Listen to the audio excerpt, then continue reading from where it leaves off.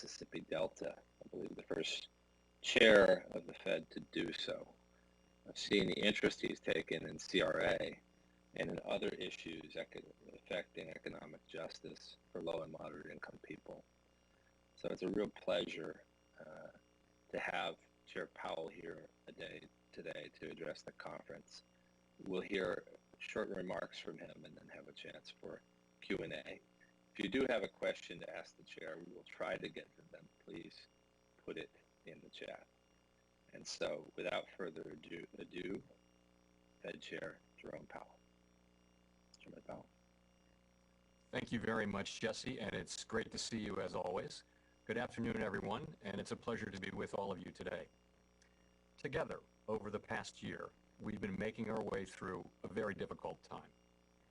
We're not out of the woods yet, but I'm glad to say that we are now making real progress.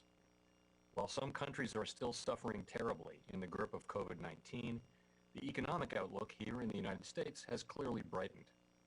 Vaccination levels are rising, fiscal and monetary policy are providing strong support, the economy is reopening, bringing stronger economic activity and job creation.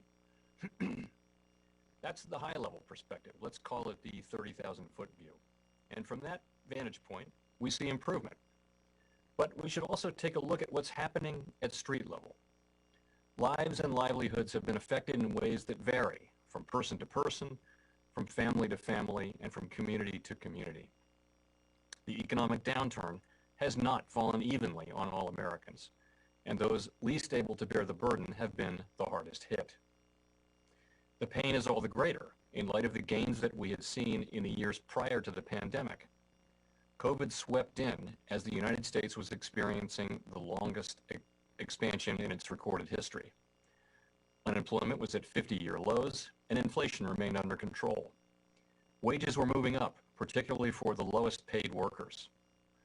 Long-standing racial disparities in unemployment were narrowing, and many who had struggled for years were finding jobs. It was not until the later years of that long expansion that its benefits had started to reach those on the margins. During our Fed Listens events, we met with people around the country and heard repeatedly about the life-changing gains of the strong labor market, particularly at the lower end of the income spectrum. Just a few months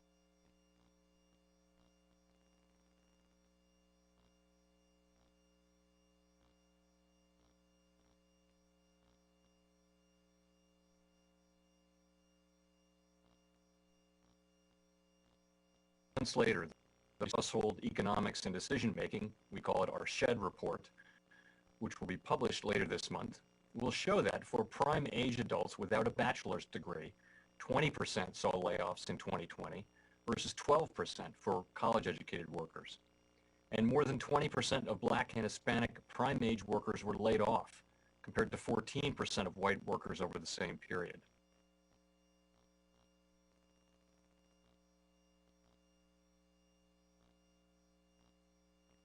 Small businesses have also faced immense difficulties. Fed research found losses of at least 25%. A recent Federal Reserve special report looked specifically at the impact on businesses owned by people of color, who reported greater challenges. For example, 67% of both Asian and Black-owned firms and 63% of Hispanic-owned firms had to reduce their operations, compared to 54% for their white counterparts. Our upcoming SHED report notes that 22% of parents were either not working or working less. Hispanic mothers, 36 and 30% respectively, were disproportionately affected. In a similar vein, labor force participation declined around 4% for Black and Hispanic women, compared to 1.6 percentage points for white women and about 2% for men overall. The Fed is focused on these long-standing disparities because they weigh on the productive capacity of our economy. We will only reach our full potential when everyone can contribute to and share in the benefits of prosperity. Achieving broadly shared prosperity will take action from across society, from fiscal and other government policy to private sector initiatives to the work that everyone here does. The Fed can contribute as well. Using our monetary policy tools, the Fed promotes maximum employment and price stability, two foundations of a strong, stable economy that can improve economic outcomes for all Americans. We view maximum employment as a broad and inclusive goal. Those who have historically been left behind stand the best chance of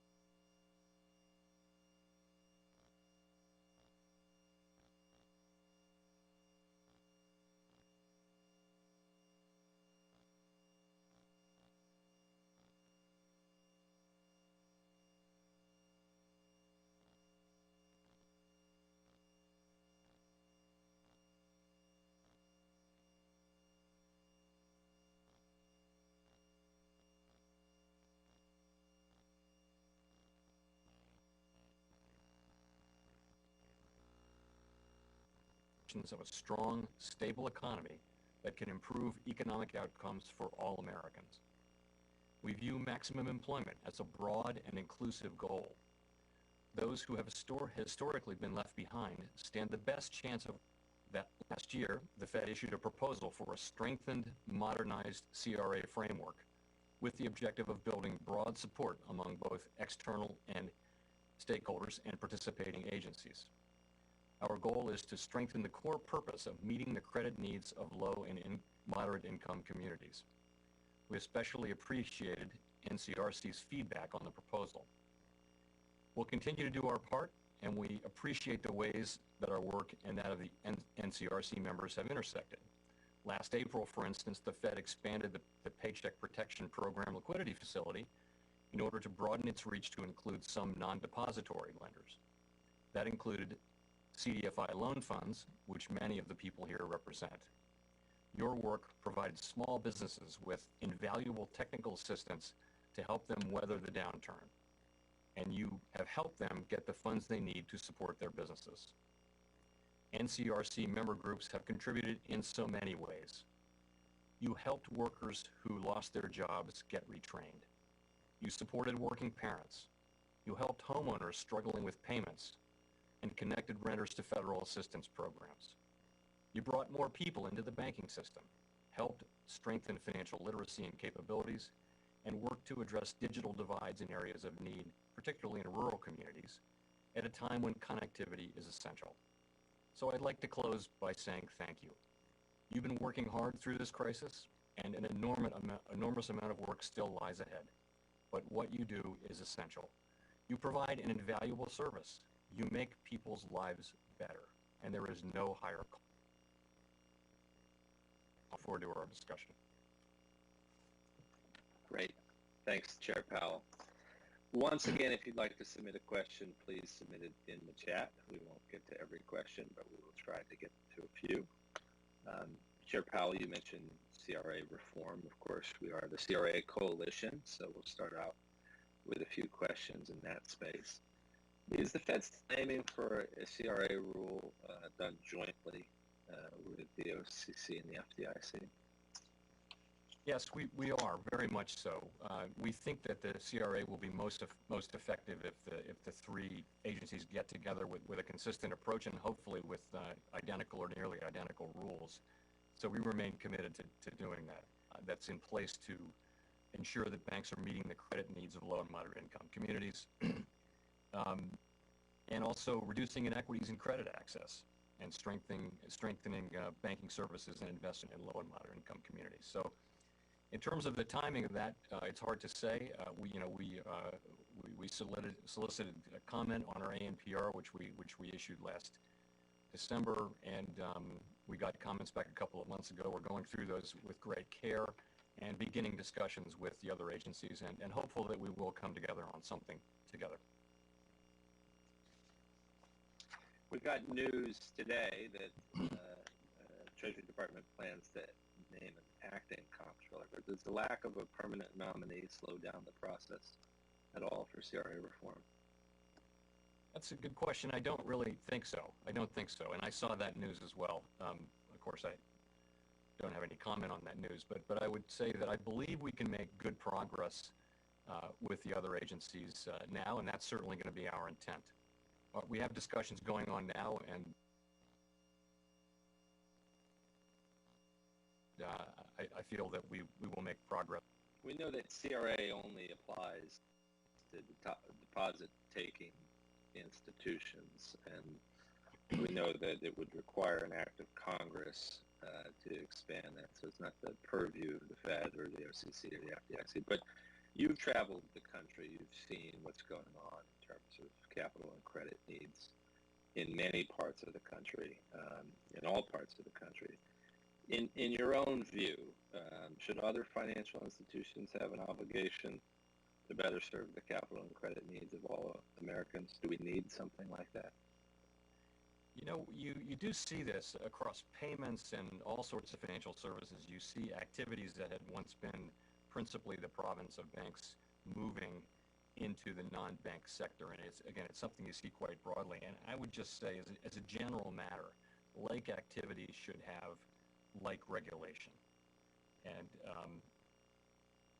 in terms of the question, the specific question, that's really one for Congress to make a decision about. But I like to think, though, that consumers require protection, and low and moderate income communities require credit support, regardless of the nature of the institution. So that, again, for Congress to decide, though. Something you do have oversight over. We know that 98% of banks receive a passing grade on CRA today, as the law is enforced by the banking regulatory agencies. But for many of our members, 98% of communities are not doing well. Do we need more carrot or more stick?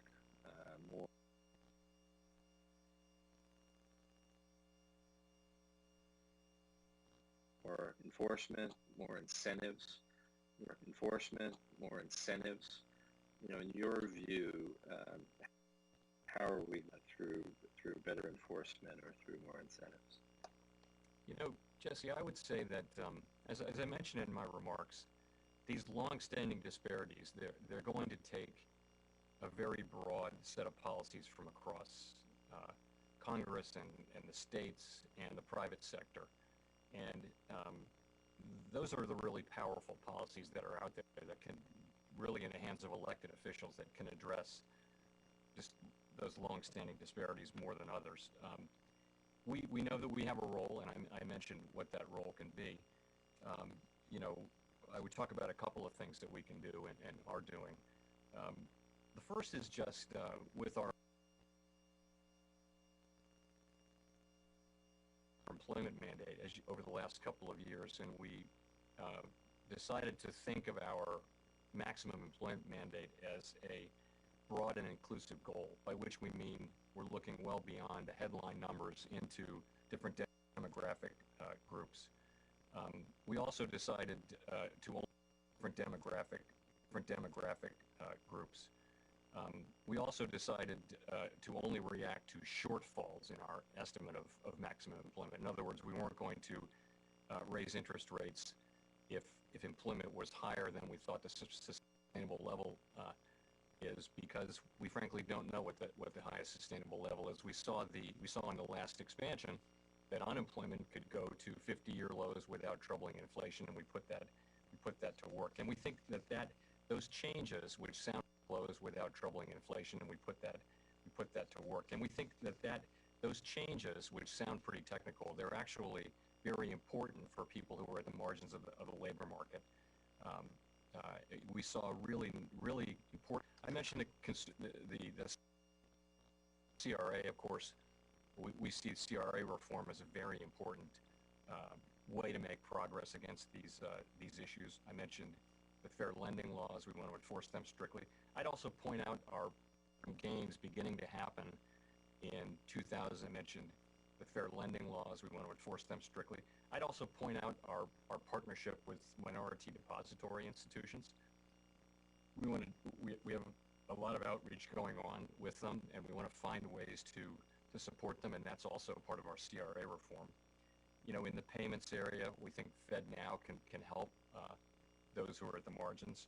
And the last thing I'll say is, if you look at our website, you'll find there's a big focus on research on racial and economic disparities. And so even though we don't have the principal tools, we do have tools. And we've done so much of that research that we actually have it all linked up to one web page because it was getting hard to find where it all was. So those are the kind of things that we can do. And we'll keep doing them. We think they're very important for the long-run good of our economy. Again, as I mentioned in my remarks, we need help from all across society, though, including elected representatives who really have the most powerful tools here. You asked about incentives and penalties and that kind of thing. I'm not sure what the right mix is. I think that's one way to look at the questions we asked in our advanced notice of proposed rulemaking. We're reviewing comments to that right now, and we really want to make CRA an even more effective law and get that mix correct. Chair Powell, you mentioned a number of initiatives you've undertaken to address racial equity. Last month, the House Financial Services Committee reported out the Federal Reserve Racial and Economic Equity Act, a bill that would require the Federal Reserve to carry out monetary policy, bank regulation, CRA payments, other things through a racial and ethnic disparities in wealth, employment, and access to credit kind of lens. You've detailed a number of things that the Fed has done recently. I did want to ask, does the Fed need other tools? You mentioned in particular the way you target full employment. Of course, you've got one tool there. You've got the inflation rate, right? And you can analyze the problem in a lot of different ways, and we're very appreciative of how you have done so, thinking about full employment, not just in the aggregate, but for particular parts of that population. Black unemployment is often nearly double that of white unemployment. But the Federal Reserve doesn't have a tool to address black unemployment specifically. You've got a sort of a broad tool, an axe, not a scalpel. Does the Fed need other tools to address problems in our economy? So I think you put your finger right on it, really, Jesse. The tools that we have affect the whole economy, and I think we obviously do need tools that affect narrow parts of the economy, but those are the tools of fiscal policy. That's exactly what elected representatives do. They identify worthy groups and they direct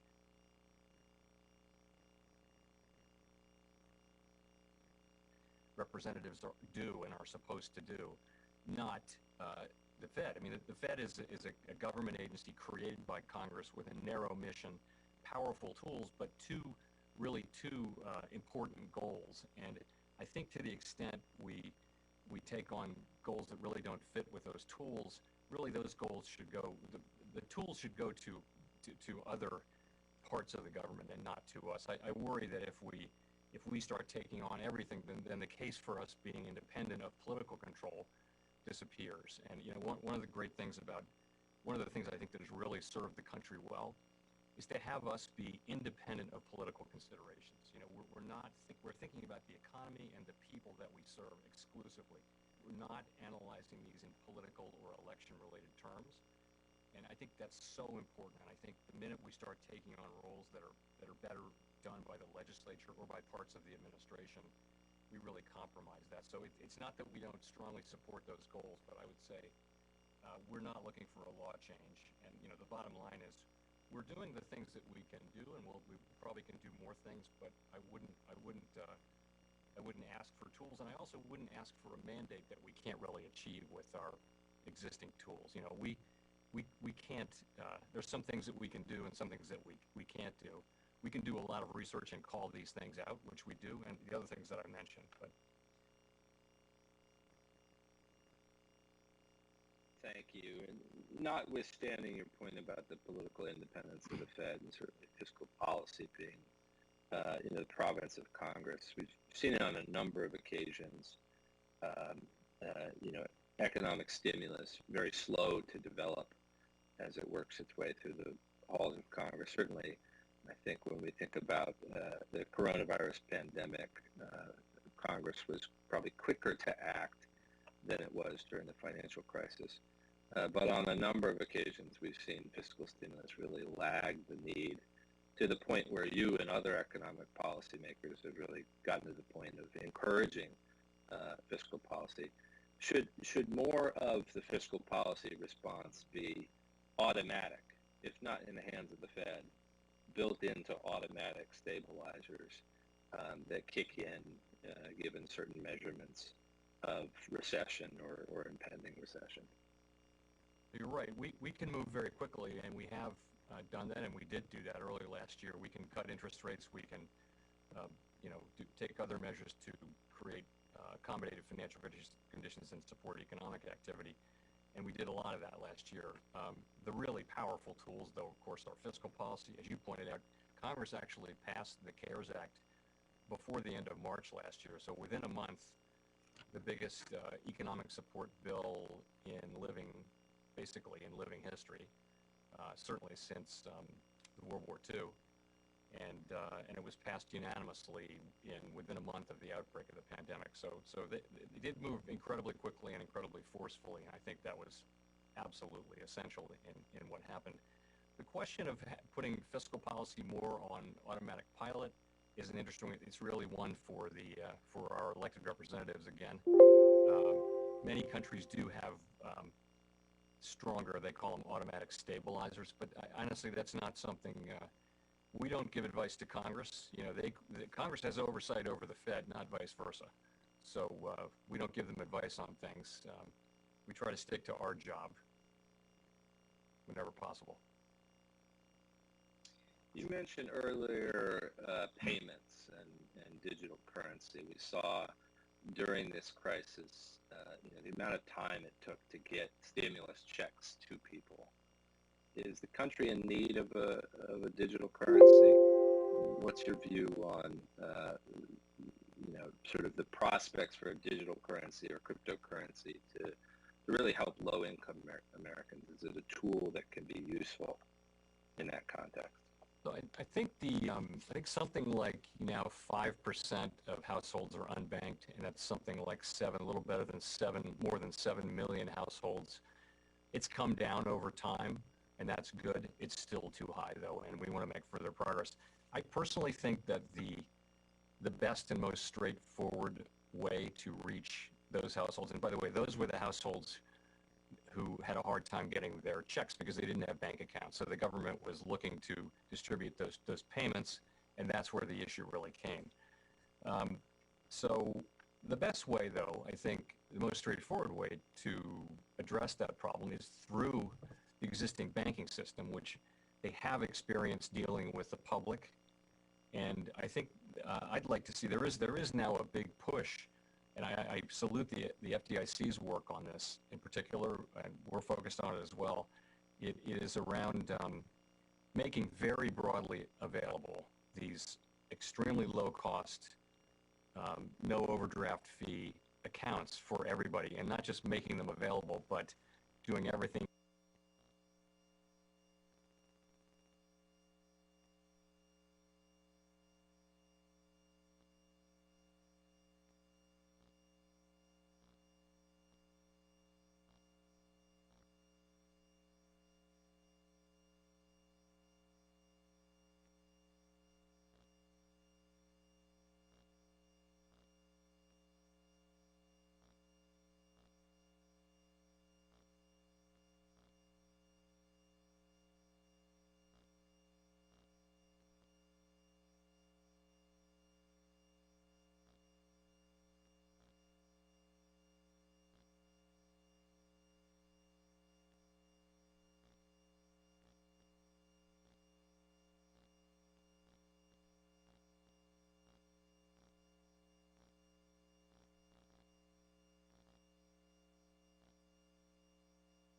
an obligation of the bank and not of the federal government, except that up to $250,000 in a bank account is in fact federally insured. So that's the equivalent of digital currency right there. But we need to understand how this would interact, how a digital currency would interact with our banking system. Would it compete for deposits? Would it undermine lending? Would it potentially generate financial stability concerns? These are difficult questions. We don't know the answers. We haven't decided to do a central bank digital currency, to issue one, but we have decided that we're going to develop our understanding of what it can offer. One of the possible benefits is greater financial inclusion, and that would certainly be one of its most attractive potential benefits. But again, I'd say we're at the early stages of a process of working through all the policy issues around that. Great, thank you. We'll take some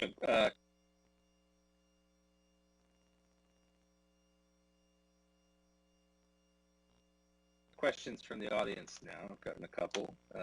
First one is, would the Fed consider laying out clearer guidelines on how it assesses full employment? You mentioned racial demographics, unemployment rates within different communities. Would the Fed lay out more specific guidelines on how you're assessing? Yeah. That's a great question, whoever asked that one. So let me say a couple things. First, as we say in our semi-constitutional document, the Statement on Longer-Run Goals and Monetary Policy Strategy, we say that maximum employment, there's no one indicator or handful of indicators. It's a broad range of measures. So it's obviously unemployment. It's unemployment by different demographic and age groups and racial groups and that sort of thing. It's also labor force participation. As many of you and your colleagues will know, you're not counted as unemployed if you're not looking for a job. You have to have looked for a job in the last 4 weeks, or if you haven't done that, then you're counted as not in the labor market and therefore not unemployed. So a ton of people are there effectively unemployed around the edges of the labor market, particularly right now, who would come back in a strong labor market. So we include labor force participation. We also look at wages. You know, when something gets scarce, the price of it goes up. And, you know, that's a good way to tell how tight the labor market is. We have, over the years, getting to your question, over the years we have looked at creating, an index of indicators kind of thing. And it's just very difficult to do in a way that fosters better understanding of it. Where we are now is we say that it's a broad and inclusive goal. It includes all those measures. And we'll be transparent in saying how close we think we are to it. So it's actually quite difficult to be specific and develop an equation or a rule. Economists are prone to that sort of thing. And in this particular case, it's just something that's very hard to do in a way that would represent better clarity. So I would say it's not likely that we'll do that. But we will, as the economy improves and as we get closer to maximum employment, we'll be very transparent about giving you our analysis of where we haven't quite made it to that goal, and when we do make it to the goal. How do you get perspective on what's going on with the economy? We know you have access to some of the leading economists in the country. You have reams of data, but there's something to be said about sort of qualitative feedback, the intangible evidence of what's happening out there in the economy, not just on Wall Street. And one of the great conundrums, I think, for many Americans during the midst of the pandemic is that, Wall Street is doing great, while the real economy is doing not so great. People's pocketbooks are hurting. How do you get perspective on what's going on in the economy and what is to be done about it? So for me, it's absolutely critical to get behind the aggregate data because, I came from a private sector where you thought about one company and one industry and some competitors and things like that, and then you built that out toward understanding the whole economy, not the other way around where you start with the whole economy. So I find it essential to get as much information as I possibly can from people who are out there working and seeing things. And the narrative then starts to make more sense to me after I've done that. So how does that happen? We meet a lot, as you know, Jesse. We meet with a lot of groups: the Community Advisory Council, the the CDAC, Community Depository Advisory Council. We meet with just countless groups of folks. Our Division of Consumer and Community Affairs sets up meetings with outside groups all the time. We meet with labor, we meet with small business, and I always walk out of those meetings thinking that I really have a better feeling, and you can never do enough of it, but I feel like that is, in my case, it's just completely essential.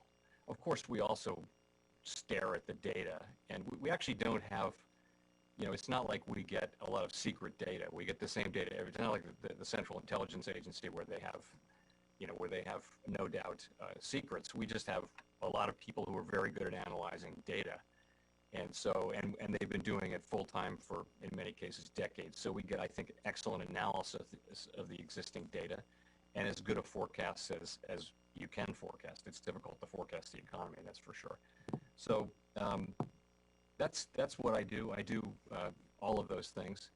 I don't get to talk to market participants much anymore because there's just too much risk in me doing that directly. But I get secondhand reports of those discussions that staff have. So I depend a lot, though, on just discussions with people who are active out there in the economy and in the private sector, and in groups who serve and live in low and moderate income communities. It's all necessary for putting together a story of what's really going on out there. Great, thank you. A couple of questions from the audience. What is the Fed currently doing to increase employment diversity among its own ranks, notably, I think, the staff, but also, obviously, the Board of Governors historically has not been maybe as diverse as the country is. And also among financial service providers, among the companies that you regulate? So, I see having a diverse culture and a diverse group of employees at all levels from leadership on down, and also an inclusive culture as being essential to the success of our mission. In fact, my own experience in dealing with private sector companies in prior lives was that the really successful American institutions are very good at diversity by and large, and they've been on that. They've been focused on the issue for a long time, and it's about recruiting people, training them, giving them opportunities, keeping them, and having a culture that supports people of different perspectives. And it's no more complicated to me than the fact that you're going to get better answers if you have diverse perspectives at the table. In addition, it's just the right thing to do. So we focus. That's our high-level view, and I feel very strongly about it, and so do all my colleagues. Inside the Fed, we have areas where we're quite diverse and areas where we're less diverse. We're very focused on doing better than we've done in the areas where we haven't been as successful. It's not that we're not trying, and it's not that we're not open to ideas or to meeting people who would like to join us in our mission. We would certainly welcome that. We certainly believe that we are a culture and a place that values diversity and inclusion. In terms of governors, we don't play a role in the selection of governors. The way that works is that the president nominates governors and the Senate confirms them. So sometimes we'll be asked, the chair will be asked about a particular nominee, but generally speaking, it is the role of the president and of the Senate on nominees. So we don't have much control over that. One area that we're pretty proud of is the Reserve Bank boards. Each of the 12 Reserve Banks has a board with 3 classes of directors, A, B, and C. We don't have a role in the A directors. They're bank. They work for banks. The B and C directors, the B directors, we have a role, and the C directors we appoint. And we've focused a lot on increasing diversity among the B and C directors, and I'm really proud of what we've done. Now in excess of 70% are diverse in one dimension or another. In fact, it's close to 75%. So we've worked hard at that, and it just shows you, and we're proud of that. So again, a high priority thing for us as an institution, as a culture, and one where we're just going to keep getting better every year. I mean, if you're either getting better or you're not, and I feel like we're institutionally, we have the things in place that will enable us to continue to improve, and that's what really matters. NCRC has been a leading advocate for access to credit as a way to expand opportunities for home ownership, but we've become increasingly concerned about a lack of housing inventory very negatively impacting and housing affordability negatively impacting home ownership rates, which leads into our next audience question. Could you speak about the role of an unbalanced home inventory market and whether you see the current dearth of homes as an impediment to economic growth as well as limiting wealth building for first-generation home buyers? Right. So the first thing I will say is that houses are in short supply. The housing market is tight a lot of places in the United States right now, and that's, to a significant degree, that's a function of the past year or so, where people were working out of their homes and decided that they wanted a different home or another home, or and so there's just a lot of demand. No doubt, low mortgage rates is feeding demand as well, and also the tremendous support to the economy that Congress provided over a series of bills in the last year plus now have also put not all people, but many people in a financial situation where they're in a position to borrow and buy a home. So it's a tight housing market, and a tight housing market, what it does is it calls forth more supply. So I think housing starts are now moving back up, and that's a good thing.